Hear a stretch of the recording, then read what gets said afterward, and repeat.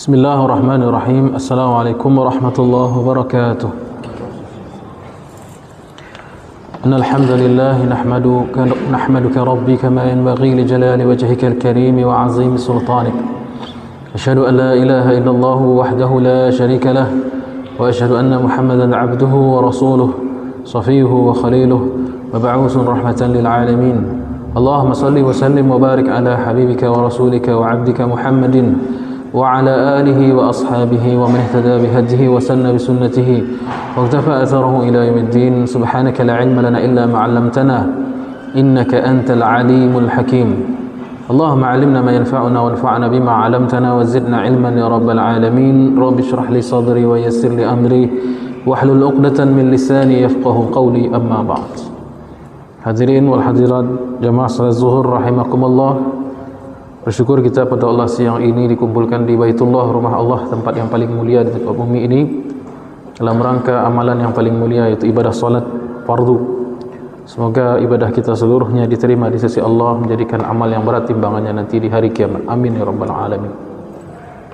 Salawat dan salam senantiasa kita haturkan kepada Nabi Muhammad sallallahu alaihi wa alihi wasallam.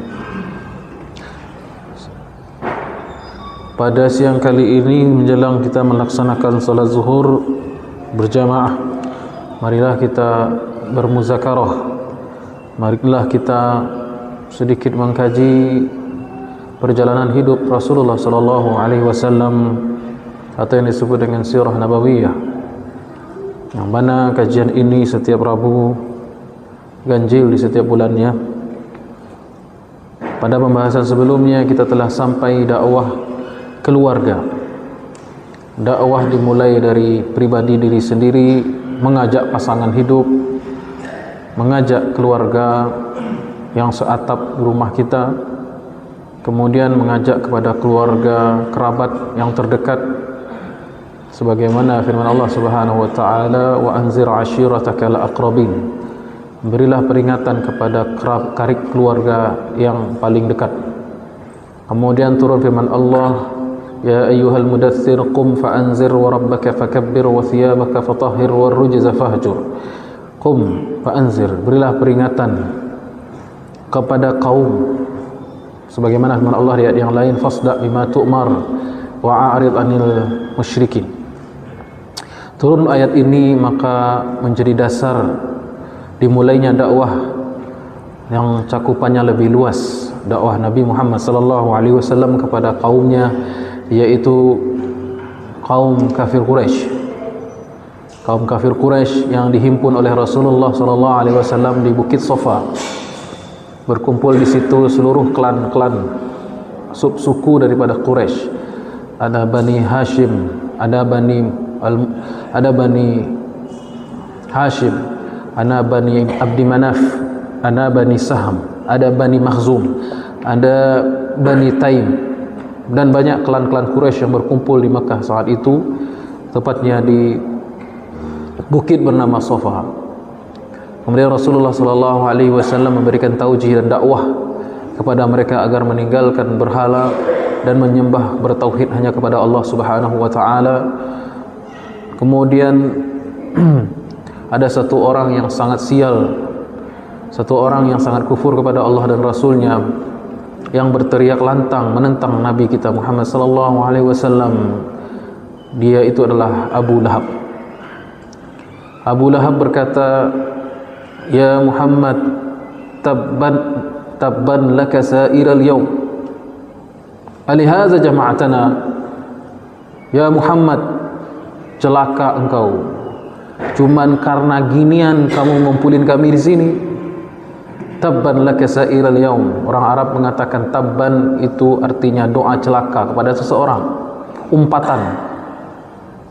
umpatan kepada seseorang yang dia benci atau perilaku orang yang tidak dia sukai. Tabban laka sa'iral yaum, celaka engkau wahai Muhammad, hanya karena ini kamu mengumpulkan kami di sini. Sedangkan Nabi kita hanyalah penyampai, Nabi kita hanyalah seorang juru dakwah, Nabi kita hanyalah mengajak kepada Allah. Nabi tidaklah mengajak yang macam-macam, bukan mengajak kepada kepentingan dunia beliau. Beliau sudah punya segalanya. Beliau punya kekayaan, punya kehormatan, punya status sosial yang luar biasa, punya nasab yang mulia, punya keluarga yang harmonis, punya gelar Al-Amin, punya darah bangsawan Quraisy, punya paras yang rupawan, punya suara yang merdu. Tidak ada yang tidak dimiliki oleh Rasulullah sallallahu alaihi wasallam. Beliau tidak ada kepentingan apa-apa, bukan untuk kekuasaan politik, bukan untuk keuntungan perdagangan, bukan untuk cari musuh atau cari kawan. Beliau hanya melaksanakan perintah Allah, fasda' bima tu'bar wa a'rid 'anil musyrikin. Beliau hanya mengajak orang agar memurnikan ketaatan kepada Allah. Beliau hanya mengajak kepada tauhid. Beliau hanya mengajak kepada salat. Beliau hanya mengajak kepada kebaikan. Beliau hanya mengajak supaya meninggalkan kezaliman. Beliau hanya mengajak kepada keadilan, kesejahteraan dan lain sebagainya yang mulia-mulia. Namun apa yang diterima oleh Nabi, muncullah seorang penantang, muncullah seorang yang menentang dakwah ini, orang yang sial bernama Abu Lahab. Tabban laka ya Muhammad alihadza jama'tana. Cuman karena ini, bagi Abu Lahab, dakwah itu adalah sesuatu yang dihina, sesuatu yang rendah bagi Abu Lahab. Namun kata Allah, wa man ahsanu qawlan mimman da'a ila Allah. Adakah ucapan yang lebih mulia daripada orang yang mengajak kepada Allah? Di mata Abu Lahab, dakwah Nabi itu adalah sesuatu yang rendah, sesuatu yang remeh. Tidak pantas kita berkumpul gara-gara mendengarkan dakwah. Tidak pantas kita menghabiskan waktu, menghabiskan energi hanya untuk mendengarkan Nabi Muhammad sallallahu alaihi wasallam. Namun di mata Allah itu adalah sebaik-baiknya ucapan dan perbuatan. Wa man ahsanu qawlan mimman da'a ila Allah. Adakah ucapan, adakah seruan yang lebih baik daripada orang yang mengajak kepada Allah Subhanahu wa taala dan mentaatinya? Tidak ada, kata Allah. Itu yang terbaik. Namun respon Abu Lahab ini menyakiti hati Rasulullah sallallahu alaihi wasallam. Namun Nabi kita tidak membalas ucapan dengan ucapan. Nabi tidak balik umpat kepada Abu Lahab. Nabi tidak membalikkan umpatan tersebut dengan umpatan. Nabi kita tidak berkata-kata kasar sebagaimana berkata-kata kasarnya Abu Lahab. Namun Nabi bersabar menunggu wahyu datang dari Allah Subhanahu wa taala. Dan benar wahyu itu turun. Datang wahyu dari langit, datang wahyu dari sisi Allah Subhanahu wa taala. Turun firman Allah Subhanahu wa taala yang mulia, yang Allah abadikan di dalam surat Al-Masad atau surat Al-Lahab. Al-Lahab artinya kobaran api atau sinar cahaya api. Turun satu surat untuk membela dakwah Nabi Muhammad sallallahu alaihi wasallam, yang mana pembelaan sebaik-baik pembelaan. Sebaik-baik pembela adalah Allah Subhanahu wa taala. Hasbunallah wa ni'mal wakil, ni'mal maula wa ni'man nasir. Jika 1000 orang membela kita tapi Allah tidak bela, tak ada artinya. Walaupun seluruh orang memusuhi kita, namun Allah membela kita, itu sudah mencukupi dari segala-galanya. Maka yang membela Nabi waktu itu tak ada kecuali Allah Jalla wa Ala. Allah turunkan firman-Nya, tabbat yada abi lahab wa tab ma aghna anhu maluhu wa ma kasab sayasla naran zata lahab wa imra'atuhu hammalatal hatab fi jidha hablum min masad. Turun satu surat yang mana surat itu adalah membela Nabi Muhammad sallallahu alaihi wasallam. Siapakah orang yang paling berbahagia di dunia ini? Orang yang paling berbahagia di dunia ini adalah orang yang dibela langsung oleh Allah Subhanahu wa taala. Maka turun surat Al-Lahab, tabbat yada abi lahab. Dengan lafaz ayat itu, lafaznya mirip iktibas, mirip dengan lafaz ucapan Abu Lahab. Abu Lahab melempar cacian kepada nabinya. Nabinya dibela oleh Allah dengan membalikkan cacian tersebut dengan lafaz yang sama. Tabbat yada abi lahab. Celaka tangan si Abu Lahab. Celaka tangan si Abu Lahab, maknanya sungguh celaka perbuatannya. Karena tangan konotasinya dalam bahasa Arab memiliki banyak makna. Di antara makna tangan itu bisa berarti kekuasaan, bisa berarti perbuatan. Zaharal fasadu fil barri wal bahri bima kasabat aydin nas. telah tampak kerusakan di darat dan di lautan disebabkan karena tangan-tangan manusia. Makna tangan adalah perbuatan. Tabbat yada Abi Lahab wa tab. Celaka tangan Abu Lahab keduanya, kanan dan kirinya. Maknanya perbuatannya itu sungguh celaka. Allah melaknat perbuatan Abu Lahab. Maknanya ayat ini general, umum sifatnya. Siapapun yang mencela dakwah Nabi Muhammad sallallahu alaihi wasallam, maka dia terkena konsekuensi dari ayat yang sama. Tabbat yada Abi Lahab.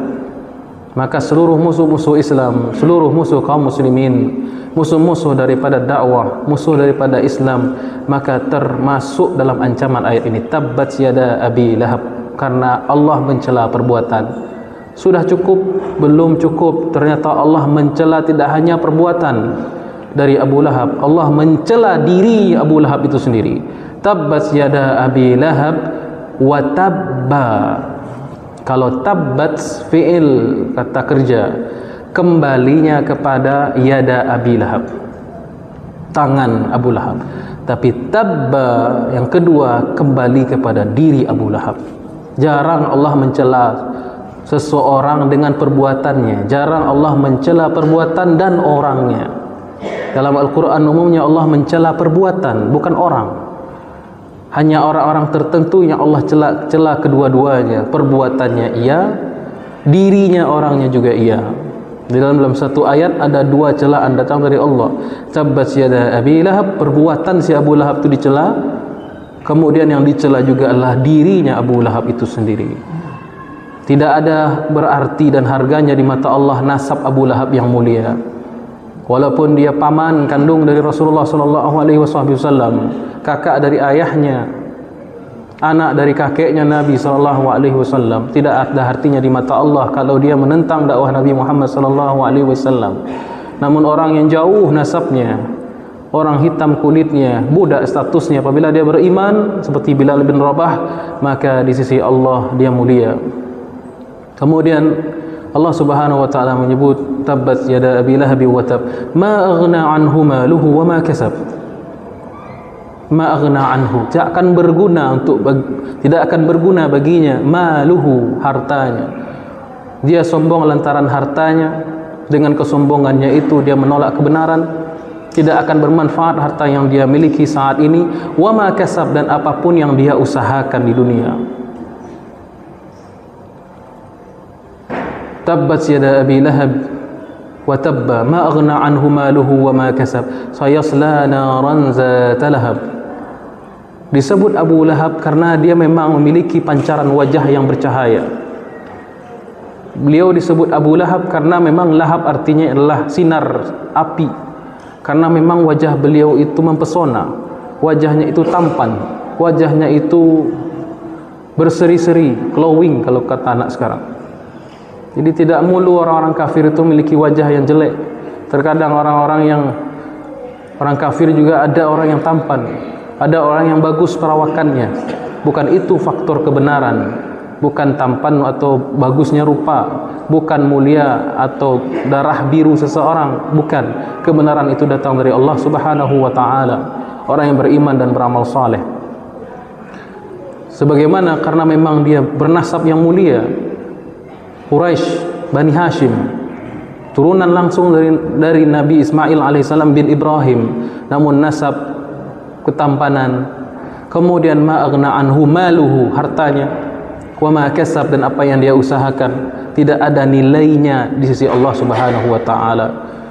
Sebab yang dinilai oleh Allah Subhanahu wa taala bukan ketampanan seseorang, karena Allah yang menciptakan. Bukan kekayaan, bukan ijazah, bukan harta yang banyak, tetapi sejauh mana orang itu beriman dan bertakwa. Inna akramakum indallahi atqakum. Sungguhnya orang yang paling mulia di sisi Allah adalah orang yang paling bertakwa di antara kalian. Ketampanan akan menjadi berarti, kecantikan menjadi berarti apabila digunakan dalam ketaatan kepada Allah. Harta akan menjadi berarti apabila harta itu diinfakkan fi sabilillah. Nasab akan menjadi mulia apabila nasab itu digandeng dengan iman dan takwa kepada Allah. Harta, kedudukan, pangkat jabatan akan menjadi mulia kalau diikat dengan la ilaha illallah wa Muhammadur Rasulullah wa fi sabilillah. Kata Allah, ma aghna anhu maluhu wa ma kasab sayasla naran zata lahab, dia akan masuk tercebur ke neraka yang memiliki kobaran-kobaran api. Allah gunakan nama panggilannya untuk menjelaskan bentuk apinya. Wa imra'atuhu, begitu juga istrinya, hammalatal hatab, yang membawa kayu bakar, yang membawa kayu yang bisa untuk dijadikan bahan bakar. Di sini ulama menafsirkan Abu Lahab ini memiliki istri yang bernama Ummu Jamil. Ummu Jamil ini memiliki kebiasaan mengganggu Rasulullah sallallahu alaihi wasallam. Maka dalam Al-Qur'an, inilah suami istri yang paling buruk ini disebutkan di dalam Al-Qur'anul Karim. Kadang Allah menyebutkan suami yang beriman, istrinya tidak beriman. Contohnya Nabi Nuh alaihissalam. Terkadang Allah menyebutkan suaminya beriman, begitu juga istrinya juga beriman. Nabi Ibrahim alaihissalam. Kadang Allah menyebutkan suami dan istrinya sama-sama kafir dan menyusahkan, yaitu Abu Lahab wa imra'atuhu, istrinya Ummu Jamil, hammalatal hatab, membawa kayu.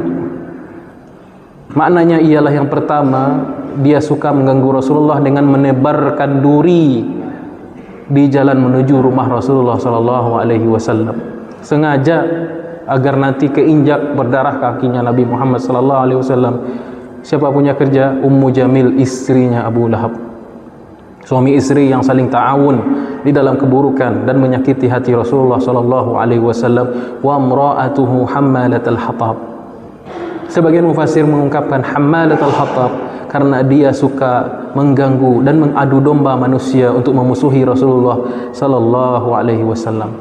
Fi jidha hablun min masad, nanti di akhirat dia akan disiksa dengan cara diikat di lehernya belenggu, ya, belenggu yang terbuat dari logam, sehingga dia diikat dengan itu dan disiksa nanti. Sebab karena kekufuran dan gangguan yang diterima, yang dilakukannya untuk Rasulullah sallallahu alaihi wasallam. Itulah potret keluarga suami istri yang sangat jahat. Itulah gangguan pertama dan penentangan pertama dalam sejarah dakwah Nabi Muhammad sallallahu alaihi wasallam. Semoga kita semua bisa menjadi golongan yang membela Nabi, bukan memusuhi Rasulullah. Golongan yang membela Islam, li'ilai kalimatillah, bukan sebaliknya untuk merendahkan Islam, memusuhi Islam. Na'udzubillahi min zalik. Subhanakallahumma rabbana bihamdik, asyhadu an la ilaha illa anta, astaghfiruka wa atubu ilaik. Wassalamualaikum warahmatullahi wabarakatuh. Allahu Akbar.